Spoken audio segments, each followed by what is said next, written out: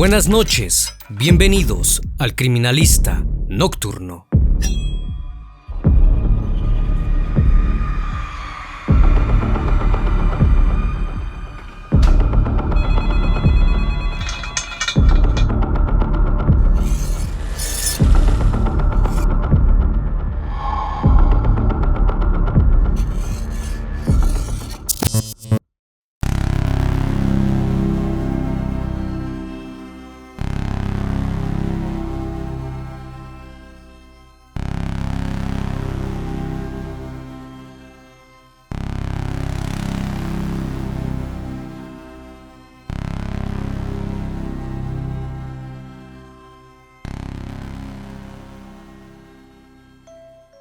Moscú, Rusia.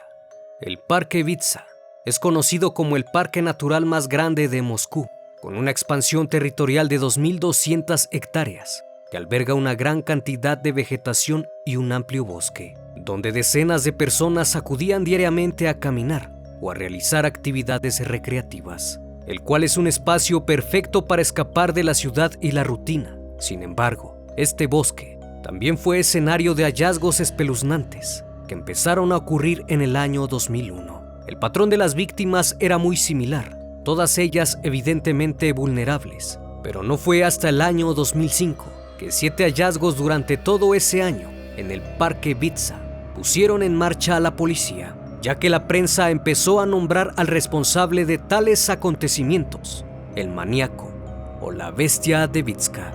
El 14 de junio de 2006 fue hallado en el mismo parque el cuerpo de una mujer identificada como Marina Moskalyova, de 36 años de edad. Al momento de ser revisada, encontraron un boleto del metro en su bolsillo, así que los investigadores rápidamente acudieron a él para revisar las cintas de vigilancia del sistema del metro de Moscú, lo cual sabían de antemano que no sería una tarea nada fácil.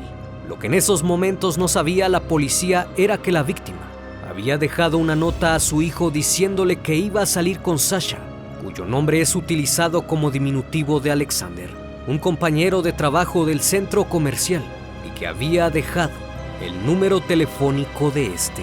Luego de que se dio a conocer la víctima recientemente encontrada, el 16 de junio, su hijo se comunicó con la policía para reconocer el cuerpo y dio las primeras pistas del caso, pues gracias a que dejó el número telefónico, pudieron rastrear la ubicación de este sujeto. Ese mismo día, tras revisar por horas las cintas de vigilancia, lograron encontrar a Marina, acompañada de un sujeto quien apuntaba como el principal sospechoso. Ya por la noche, a eso de las 10:30, la policía acudió al domicilio de Sasha, cuyo nombre era Alexander Pichuskin. Una vez que fue interrogado, negó haber estado con Marina aquel día de su desaparición, por lo que de inmediato fue detenido, pues las autoridades ya contaban con el video de las cámaras de vigilancia. Alexander se entregó sin oponer resistencia y una vez que llegó a la jefatura, siguió afirmando que no tenía nada que ver con el caso que estaban investigando. Si bien eran compañeros de trabajo, no significaba que estuviera involucrado. Pero luego de unas horas, la policía registró su hogar y pudo encontrar un martillo con manchas de sangre y un tablero de ajedrez que tenía marcado 61 casillas, al cual le faltaban 3 recuadros para ser llenado por completo. Al tener estos indicios, fue interrogado nuevamente, pero esta vez le mostraron las pruebas que tenían en su contra. Al verse acorralado, no tuvo más opción que confesar. Durante la entrevista afirmó que había invitado a Marina a un picnic por el parque, un día antes de que fuera hallada, y mientras caminaban por el bosque, se estaba cuestionando internamente si tenía que hacerlo, convenciéndose que no tenía otra opción más que acabar con ella, ya que de no hacerlo, sería una completa tortura para él. Sin embargo, la macabra confesión vendría después, puesto que al mirar fijamente a la entrevistadora le dijo que no era su primera víctima y que había ultimado a 61 personas en los últimos 14 años, asegurando ser el temido maníaco del Parque Vítsa y que su principal objetivo era llegar a la cifra de 64 víctimas para completar el número de casillas de su tablero de ajedrez, afirmó convincentemente no arrepentirse. Por el contrario, dijo que se sentía como Dios al decidir el destino de cada una de las personas que privó de la vida, pues se sentía como el padre de ellos, ya que fue él quien les abrió las puertas al otro mundo. Y no solo eso, sino que destacó que la vida sin asesinar es como la vida sin comida, es decir, fundamental. Pero como todo caso criminal, todo lo dicho debe ser probado, pues de no ser así, solo se convierten en especulaciones.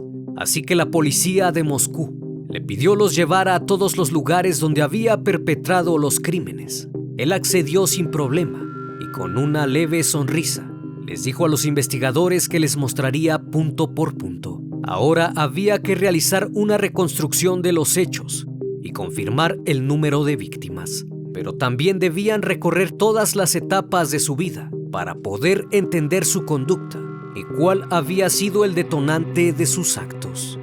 Alexander Yurevich Pichuskin nació el 9 de abril de 1974 en Oblast de Moscú, en Rusia.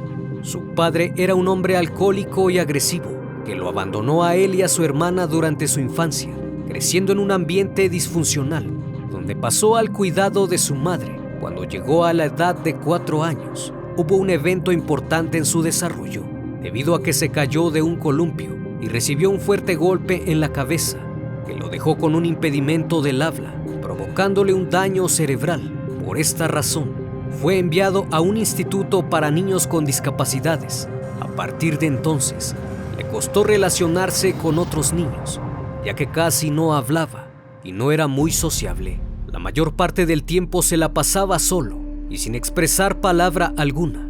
Al ver ese problema, su abuelo acudía diariamente a su casa y lo llevaba al Parque Vitsa, donde le enseñó a jugar ajedrez.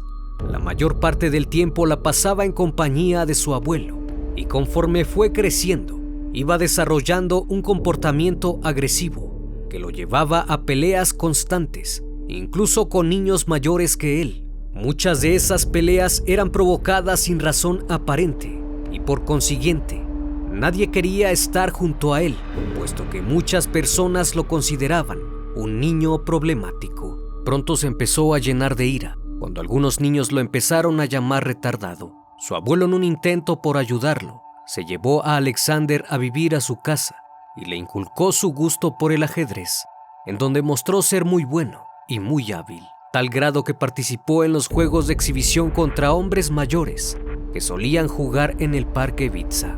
De esa forma enfocó sus emociones en el juego, pero todo cambió cuando su abuelo falleció, pues empezó a caer en depresión.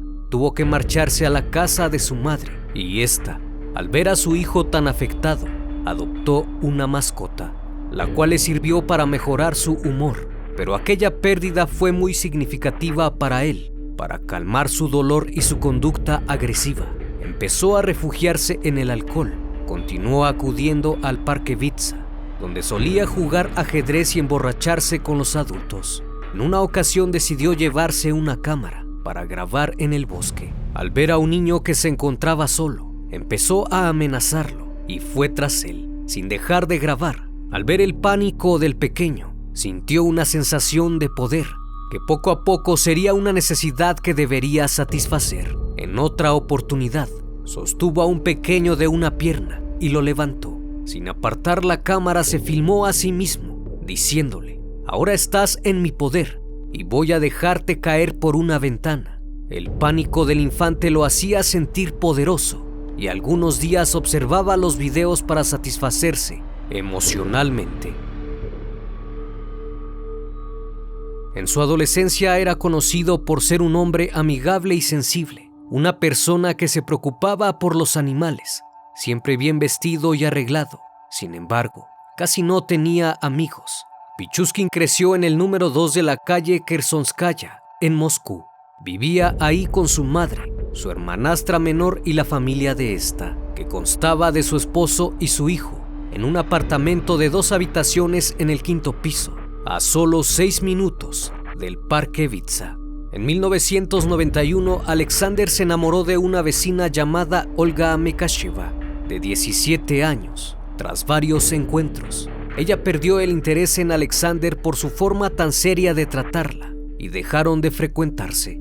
Al poco tiempo ella empezó a salir con otro adolescente y él se sintió traicionado hasta el punto de tener pensamientos criminales.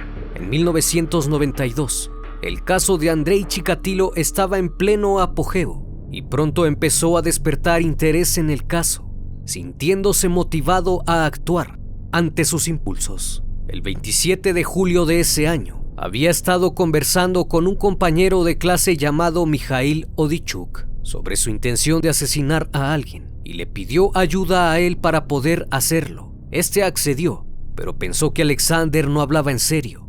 Comenzaron a caminar tratando de encontrar alguna víctima, pero al percatarse de que Mikhail estaba jugando con él, se enfureció tanto que terminó por privarle de la vida. A pesar de que la policía llegó a interrogarlo, nunca resultó ser sospechoso. Más tarde diría que su primer crimen había sido inolvidable, como el primer amor. Después del hecho se sintió satisfecho y continuó con su vida normal. Tenía un empleo y era considerado como buen vecino. Sin embargo, aquellos pensamientos oscuros no desaparecían. Entró en un periodo de enfriamiento bastante largo, hasta que un nuevo evento se suscitó. En esta ocasión sufrió la pérdida de su perro, lo que evidentemente lo afectó emocionalmente, y su consumo de alcohol fue más frecuente. Para el año 2001, 11 personas perdieron la vida a manos de Alexander, 6 de ellas en un mes, y una sobreviviente, que se encontraba embarazada de 4 meses. Esta mujer fue la que arrojó las primeras pistas del caso. Sin embargo, la policía no le dio importancia a su declaración. En ella dijo que un hombre la había golpeado con una botella de vidrio en la cabeza y posteriormente la había arrojado por las alcantarillas. La gran mayoría de las víctimas eran personas adultas que solían frecuentar el parque, incluidos vagabundos. Su modus operandi consistía en salir por la tarde-noche a caminar al Parque Vitsa en busca de alguna persona vulnerable. Una vez que la elegía, se acercaba y se empezaba a ganar su confianza con la historia de que se sentía muy mal y estaba muy deprimido por la muerte de su perro. Las víctimas al verlo se conmovían de él. Posteriormente las invitaba a la tumba de su mascota, en donde les ofrecía vodka. Una vez que se percataba que se encontraban ebrios, los atacaba por la espalda con algún objeto, principalmente con un martillo que solía llevar en su bolsa. Otras veces lo hacía con la misma botella. Los golpeaba brutalmente en la cabeza. Después los arrastraba y los arrojaba por el alcantarillado. Los que lograban sobrevivir a los golpes fallecían ahogados. Las víctimas siempre eran encontradas con el cráneo fracturado en pedazos y algunas veces tenían incrustada una botella de vodka rota en la cabeza. Más tarde diría que le gustaba escuchar el sonido de un cráneo partiéndose y ver a las personas agonizar. Debido a que la mayor parte de sus víctimas eran personas sin hogar, la policía no prestó mayor atención al caso. Los cuerpos siempre eran hallados en las alcantarillas del parque. Luego de que Alexander perpetraba un asesinato, sacaba su tablero de ajedrez y colocaba una moneda en él, indicando el número de víctima. Fue entonces que empezó a surgir la idea de llenar cada casilla con una víctima. Al ver que la policía no hacía ninguna mención de sus crímenes, se empezó a sentir frustrado, ya que nadie hablaba de ellos, por lo que en el año 2002 actuó de una manera diferente, pues necesitaba atención. Sus ataques se volvían cada vez más salvajes y ya no se preocupaba por ocultar los cuerpos. Por el contrario, los abandonaba en un lugar donde eran fáciles de encontrar. Ese mismo año apareció el cuerpo de Olga Makesheva, la vecina de la que anteriormente se había enamorado. Nadie sospechó de él, pues era un vecino amistoso y muy respetuoso, que no se metía en problemas con nadie. Pero detrás de esa mirada cordial se escondía un sujeto vil y despiadado que no le importaba lastimar ni herir a las personas. Los hallazgos eran impresionantes. Cada cráneo de alguna persona encontrada en el Parque Vitsa estaba fracturado en su totalidad. Era increíble la fuerza con la que estas personas habían sido atacadas. En el año 2003, la cifra de personas ultimadas en el parque había aumentado significativamente. Los residentes de la zona temían que se tratase de un asesino serial, y no tardó mucho para que la prensa empezara a llamar al responsable de tan terribles actos, el maníaco de Bitsa. Durante el 2004 surgieron nuevas víctimas, pero estas habían sido muy pocas comparadas con las del año anterior. La razón era que, durante ese año, habían enviado oficiales a rondar por el bosque durante todo el día, ejerciendo mayor seguridad en la zona, pero al ver la disminución de casos pensaron que el asesino había parado y la vigilancia empezó a ser menor. Pero el 15 de octubre del 2005 reapareció otro cuerpo, con el cráneo fracturado y la masa encefálica esparcida alrededor del mismo. El agresor lo había atacado por la espalda con un objeto contundente, golpeando su cabeza con tal fuerza que el cerebro se esparció por el lugar, y en la herida habían incrustado el cuello de una botella de vodka. Los meses siguientes, cuerpo tras cuerpo fue hallado de la misma forma que el anterior. Al final de ese año, se habían encontrado 7 víctimas en tan solo 2 meses y medio, y para el año 2006, toda la prensa de Moscú tenía en la mira el caso del maníaco de Bitsa. Se organizó un equipo de investigación para poder detenerlo, ya que la presión de los pobladores forzó a las autoridades a hacer algo al respecto. En un principio pensaron que el agresor podría ser un paciente del hospital psiquiátrico, que se encontraba a escasos metros del parque, ya que algunos pacientes tenían permitido caminar por ahí, e incluso poseían la libertad de salir durante todo un día. Así que la policía centró toda su atención en el psiquiátrico, pero ninguno de los pacientes que salía al exterior había mostrado algún comportamiento agresivo. Al revisar los archivos anteriores, se dieron cuenta que casi en su totalidad las víctimas habían sido hombres mayores, que por lo general nadie preguntaría por ellos, por lo que pensaron que habría una posibilidad de que el atacante fuese una mujer. Así que decidieron montar un operativo en todo el parque, poniendo a más de 200 policías a vigilar e interrogar a todo aquel que pareciera sospechoso. Una mañana observaron a una mujer con gabardina y una peluca. Al intentar detenerla comenzó a correr. Cuando la policía la atrapó, se dio cuenta que era un hombre, que al interior de su bolsa de mano tenía un martillo. Cuando se supo esto, la noticia se esparció de inmediato. Los periódicos empezaron a publicar la nota, refiriéndose a que habían atrapado al maníaco de Bitsa, pero 24 horas después fue dejado en libertad, ya que no se pudo comprobar que él fuera el agresor. Una semana después apareció otro cuerpo, y de la nada empezaron a aparecer mujeres con los mismos signos de ataque. Ahora había cambiado su modus operandi, y para junio de 2006 se habían sumado 7 víctimas más, dando un total de 14 en tan solo 7 meses. Hasta que gracias al paseo con Marina Moskalyova, quien era compañera de trabajo de Pichuskin, pudieron dar con él, debido a la nota que había dejado a su hijo, en la que mostraba el número telefónico del sospechoso, luego de que lo llamara y no respondiera. Los días posteriores a su arresto, aparecieron otros 2 cuerpos más, por lo que se cuestionó si en verdad el hombre detenido era el sujeto que estaban buscando. Debido a las dudas, Alexander llevó a los oficiales hasta cada punto del bosque donde perpetró los crímenes, puesto que en el juicio debían probarlo. Se declaró culpable de 61 asesinatos. Sin embargo, la policía solo logró relacionarlo con 49. El 10 de septiembre de 2007 comenzó el juicio en su contra, después de pasar un examen psiquiátrico en donde se le consideró apto para ser juzgado.